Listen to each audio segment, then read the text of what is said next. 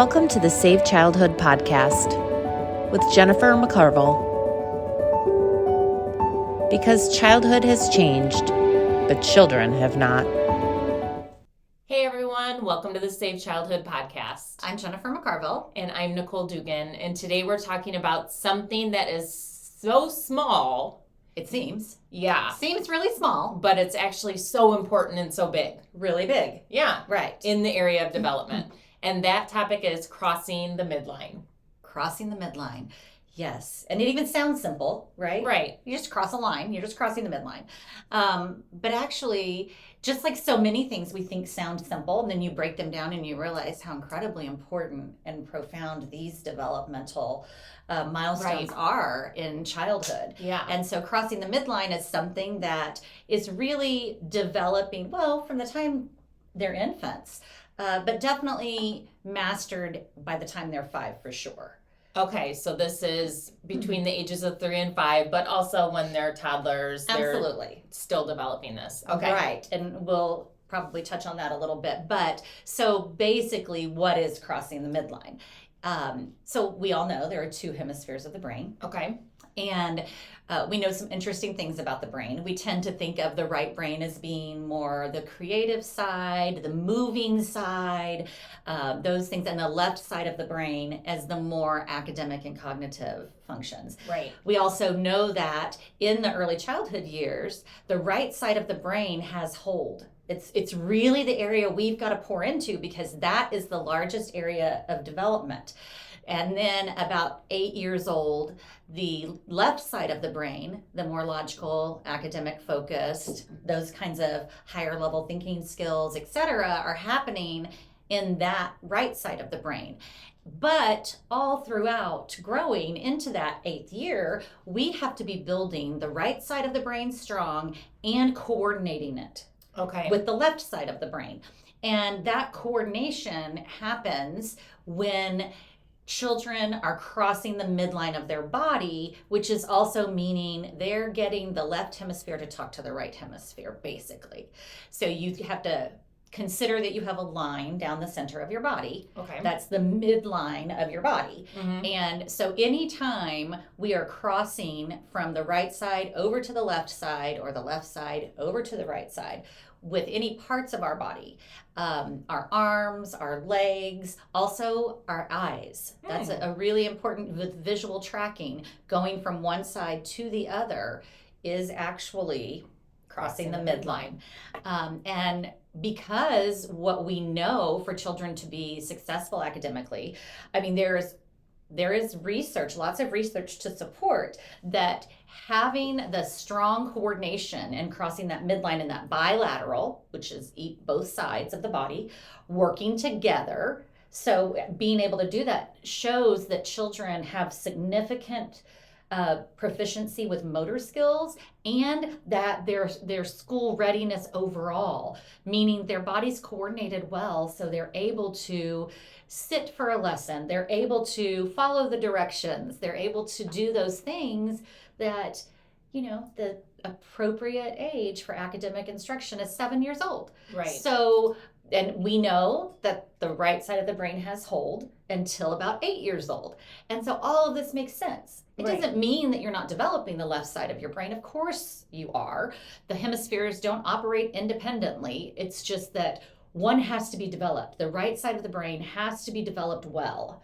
And we can't skip those first 7-8 years by thinking, oh, it seems so small. It's so easy when you're an adult. Well, you just cross the midline. That's not a big deal. Well, it is when you consider the intricate wiring of our brains and our motor systems and our sensory systems. Right. And if a child is not crossing the midline by about kindergarten, then normally they would receive some sort of therapy. Well, yes. What I definitely, we're watching for that at our school. The children start at Marvelously Made School at 3 years old. And so we are definitely looking from the 3 to 4, middle of that 4-year school year.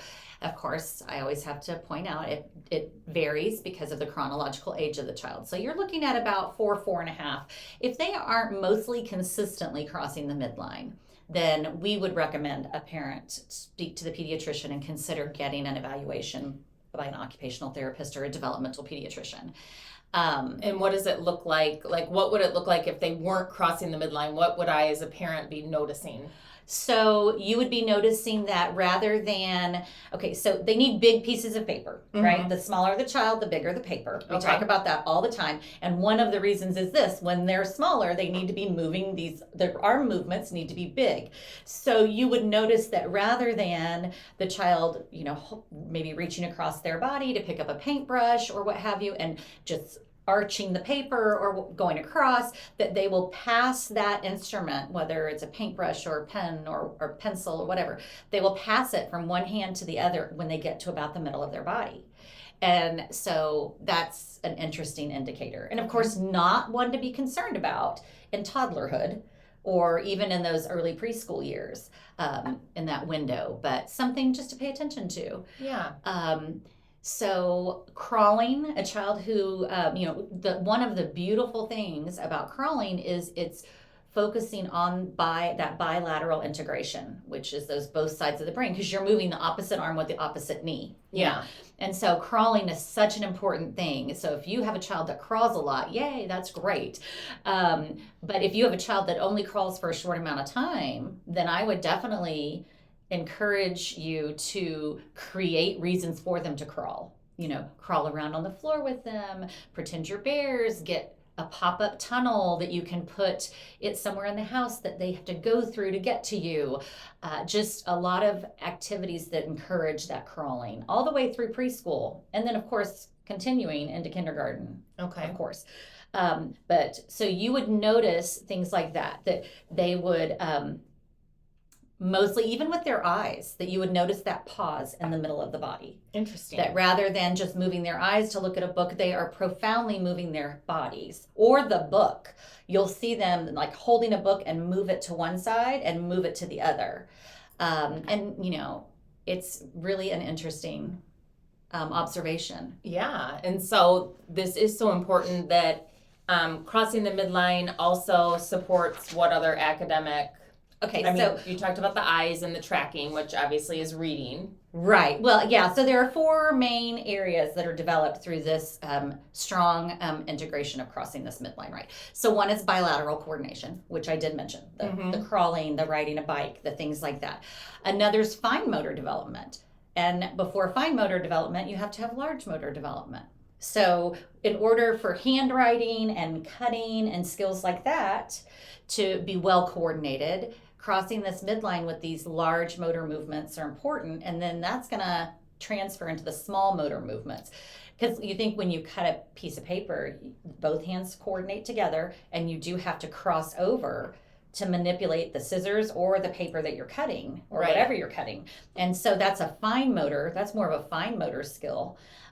It's honed in, it's in a very concentrated area in front of their bodies, and you've got to be able to cross the midline. So fine motor skills, of course, are supported by that reading. I was going to say, isn't it interesting that the push down of the fine motor skill work, such as cutting and writing, with the younger preschoolers, younger and younger adults want them to sit and do those tasks, but they haven't moved big and developed the coordination their whole body needs, right? Right. Before doing those tasks. So I just thought that's interesting that we're pushing that down when it it's really out is. of order. Well, it is. And it's like a game of Jenga, right? Like, you have to build it the way the body was designed. You have to honor the development. So when you do the large motor things, and you build the small motor things on top of it, then you're building this strong, solid structure, right? Right. But what so many people are doing are they're just ripping those blocks right out to get to the higher place, but then it's very frail and fragile and things are going to collapse. Right.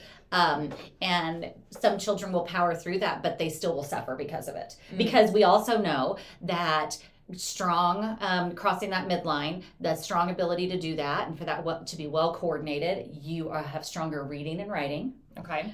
Which we talked about the reading, like you said, but also writing. Writing, you start on the left and you move across the page. And so if you're struggling with crossing the midline, it's exhausting for your body. Yeah. And it's going to be really difficult to be able to write like you need to. Mm-hmm. And then it also supports cognitive processing. So it shows that, you're able to process more information better, deeper when your brain is well coordinated. Right. Like we said, sounds simple. Oh, you need your brain to be well coordinated. Well, how does that happen? Well, it starts, when they're very, very young. All these things, building that tower, solidly, and not pulling those blocks out and skipping them. Yeah. So as adults, what can we do to help nurture this? So, well, we talked a little bit about encouraging like playful movement. Okay. Marching with them, crawling through the tower, maybe playing some music and holding scarves and dancing with the scarves as you twirl your arms and they're twirling their arms, hopefully, things like that. So a lot of playful movement, playing wheelbarrow, which I hardly ever see children do that anymore. Now that you say it, I don't either. Right? Where, wheelbarrow, in case you haven't ever played it or don't know what we're talking about, but walking on your hands while someone holds your feet. Oh, yeah. And you walk along with your hands, and then you're moving those arms, and that's helping to coordinate your body. So wheelbarrow walks are a good way to nurture that playful movement. Yoga poses, a lot of yoga poses encourage you to cross the body like that. There are also games that have you do that. I know, clapping games, a simple, because they're young, but a simple clap and cross over to pat the hand of the other person. Yeah. That clapping game is so beneficial. And also as they're older, just strengthening that. Just because we have the brain's well coordinated and we're crossing the midline well, doesn't mean we shouldn't do things that continue to strengthen those pathways. Right. Yeah. So it's a very wonderful thing to do that. Games like the hokey pokey, pat a cake. Pat a cake is a great one for the youngest ones. All of those things. As we're setting up environments for them with art and things like that, like we talked about large paper, but also I often will put the writing instruments in different places in front of the paper. So in the center to kind of observe, are they always grabbing it with the same hand and moving it over, or do they use different hands, putting it on the opposite side and kind of with your language just organically saying, oh, can you reach this one over here, and seeing what they're doing with that. And then you can also just include it in your daily routines. They're using their hands when they're putting their shirts on and taking them off. Teach them how to cross their arms to pull their shirt up over them. Things like that. So dressing themselves and working on all of just the natural things that we're doing. Because it's really important to continually remind ourselves that it's not something that you just teach children and they just check a box. It's practice. They're not ready till they're ready. Right. And so you can't teach them, okay, you need to cross the midline. This is what you need to do. You need to reach over here. That's not effective. Will they do it? Yes. But it's a little bit silly. Okay. To even be talking to a young child about that. And also, even if they could do it with a lot of concentration one time, that doesn't mean that they have a well-coordinated midline conversation going on in their brain. Right. And so I should take this opportunity to, one of the tenets of safe childhood is to understand play. Well, during play is when the opportunity arises for them to naturally and authentically cross the midline. Absolutely. And they need to be moving. One of the concerns for children, the youngest children, toddlers, infants, is that they're in containers all the time. And they need to not be doing that. They need to be on the floor. They need to be moving, rolling, scooting, pushing, crawling, all of those things. And then, children very young are put into group environments. And I cannot tell you how many classrooms, child care centers I've been in, what have you, where there's so many tables and there are so many chairs. There's no way children are moving big. Mm-hmm. There's no way. And well, they probably are, but they're running into things and they're falling and they're probably getting scolded because you're inside and you need to move small. Well, they need to be outside where they move big. Right. And the more time they can spend outside, the better. And also take away as many of those shelving units and chairs and such as you can that are reasonable while still creating a beautiful environment, of course. But they have to be playing, be moving. And so that's definitely, those are important tenets of Safe Childhood because they are things that we know children need to thrive. Right. Yeah. So we just can't push that. And, you can celebrate their progress yourself just through observation, but not putting that on them. Right. They don't need to know that crossing the midline is important. The adults need to know so they can observe it, right? Right. Or the lack thereof. Right. Yeah. Yeah. And so I think it's just one of those things that we take for granted and we don't realize the importance of, like, so many things. Yeah. And of course, if you spend your life working with children and learning about how they function and how they're designed, then you can see all the little pieces that come together to make these things happen. And so we're happy that we have the opportunity to record something like this and say, oh, did you realize? Right. This is really a big deal, and put that on people's radar for the sake of children being able to really move big and have those opportunities to coordinate their bodies. Their bodies and their brains. That's all connected, right? Yeah. When they're moving their bodies, they're strengthening their brains. Those neural pathways are growing and strengthening and building that network for them to continue building on. I don't think a lot of people make that connection or see it in that way, that when they're moving their bodies, they're really developing their brain. I agree. I don't think that people realize that. Yeah. And we have to. So we have to keep talking about it and keep sharing how incredibly valuable that is. I think one of the biggest problems maybe is that doesn't happen because we expect children to be miniature adults. We have childhood amnesia, right? We think, oh, they're so precious and they're just little people who do all the things, and they are. But they have to do all the things that little people need to do to grow into that kind of neuro pathway strength that will allow them to continue being successful. Yeah. Yeah, I think it is those things that are so important. And understanding play, like you said, that just in a rich environment, it naturally nurtures those skills to unfold because they are made to develop these skills. Right. Right. Now, of course, like we said, if you notice a profound absence of crossing the midline, then you need to talk to the pediatrician about that.